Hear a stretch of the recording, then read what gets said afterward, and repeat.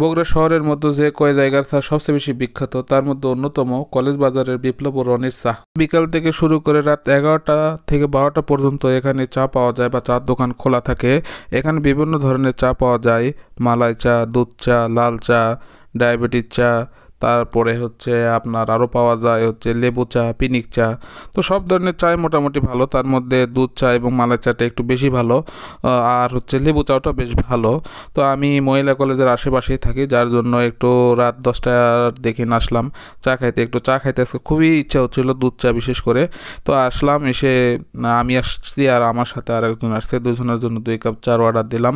তো উনি সুন্দর করে চা বানাচ্ছে। আর এখানে চা ভালো হওয়ার পিছনে অন্যতম কারণ হচ্ছে এই দুধটা একদম খাঁটি দেশি গরুর দুধ। তারপরে হচ্ছে এই দুধটা অনেকক্ষণ ধরে জাল করা হয়, দেখেন জাল করতে করতে দুধটা অনেকটাই লাল হয়ে গেছে। আর এই সরগুলো আলাদা করে হয় না, সরগুলো ভেঙে চায়ের ভিতরে দিয়ে দেয়, যার কারণে এই চাটা একটু বেশি স্বাদ হয়। তবে 1 কাপ চার দাম হচ্ছে 15 টাকা এবং লাল চার দাম হচ্ছে 10 টাকা, আর মালাই চার দাম মনে হয় 40 টাকা। তো চা আমাদের রেডি মোটামুটি। তো এখানে দেখেন কত, এখন বাজে রাত প্রায় 9টা থেকে 10টা, তারপর দেখুন লোকজন কত। এভাবে রাত 11টা 12টা পর্যন্ত এরকম সবসময় লোকজন আসে, বিভিন্ন জায়গা থেকে আসে, বিভিন্ন দূর দূরান্ত থেকে লোকজন এসে এই বিপ্লব মামার কাছে চা খায়।